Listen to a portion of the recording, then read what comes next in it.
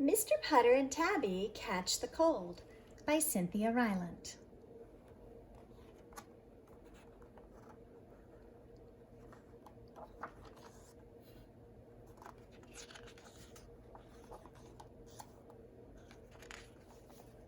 Chapter 1, Blowing and Hacking. Mr. Putter and his fine cat Tabby loved the snow. It made them feel so cozy. Mr. Putter made warm tea and warm muffins. He lit a fire, and he and Tabby watched the snowfall.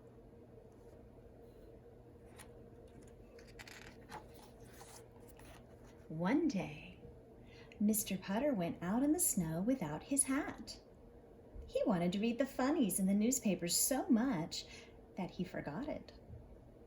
When he came back in, he said to Tabby, "Tabby, I forgot my hat. I hope I don't catch a cold." Tabby sat on Mr. Putter's head to keep it warm while he read the funnies.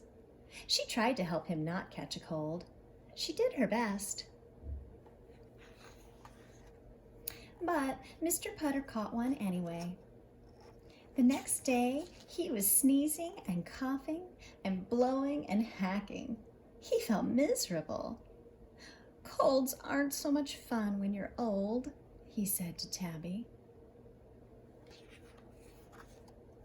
When Mr. Putter was a boy, he had almost liked colds. He always got spoiled. His mother brought him warm soup and minty tea and adventure books. Mr. Putter loved adventure books, but now he was old. He was old with a cold, and he had no one to spoil him. Chapter 2, Mrs. Teaberry. Mr. Putter's phone rang. He picked it up and said, "Achoo!" "Mr. Putter?" someone said. It was Mrs. Teaberry, Mr. Putter's good friend and neighbor. "I caught a cold," said Mr. Putter. "Oh my goodness," said Mrs. Teaberry. "I'll be right over." "Oh no," said Mr. Putter.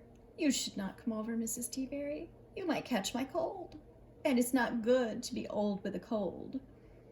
Tabby rubbed against Mr. Putter to help him feel better. "Achoo!" went Mr. Putter in Tabby's face. She decided to stay on his lap. "You need someone to look after you," said Mrs. Teaberry. "I'll be fine," said Mr. Putter. "You need someone," said Mrs. Teaberry. "I'll be fine," said Mr. Putter. "You really need someone," said Mrs. Teaberry. "I'll really be fine," said Mr. Putter. "I'll send Zeke," said Mrs. Teaberry. "What?" said Mr. Putter.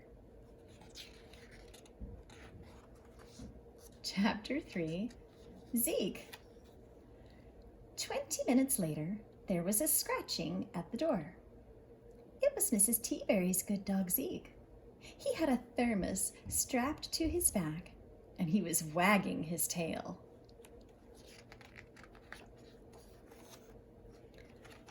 "Thank you, Zeke," said Mr. Putter, patting Zeke's head. Zeke wagged and went home.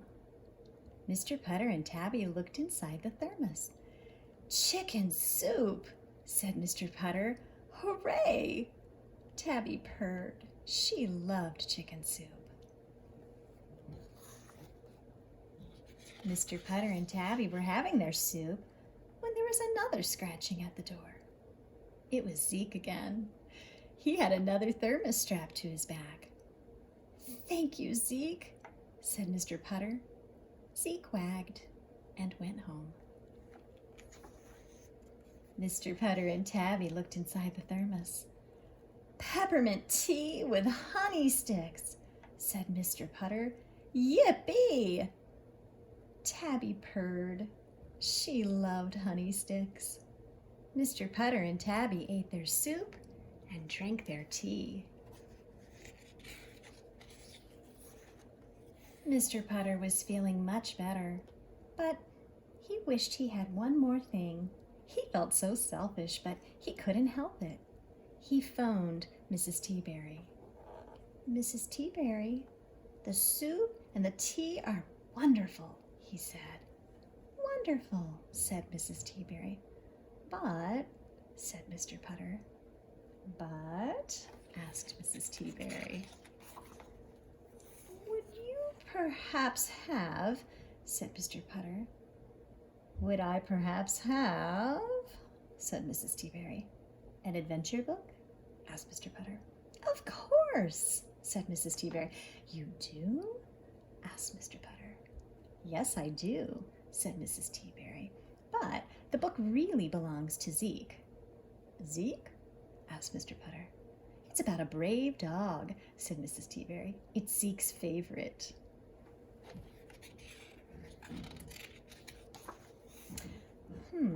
Said Mr. Putter. "Do you think he would loan it to me?"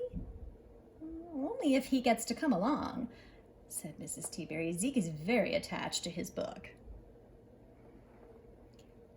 Mr. Putter thought about it. The adventure book came with Zeke attached. Could he manage Zeke and a cold? Would Zeke be good? Or would he be Zeke? Mr. Putter was desperate.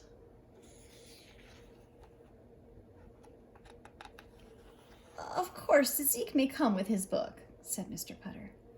"Wonderful," said Mrs. Teaberry. A few minutes later, there was a scratching at the door.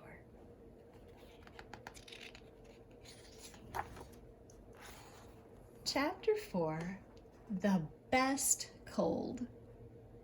It was surprising. It was amazing. Zeke was good. Zeke was fine. Zeke was perfect, as long as you were reading his adventure book to him.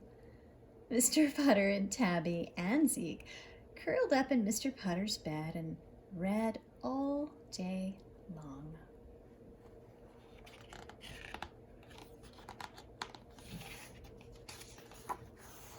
Mr. Putter sounded a little funny with his stuffy nose, but Zeke and Tabby didn't mind. They wanted to hear about the brave dog. Mr. Putter read and read while Tabby purred and Zeke wagged.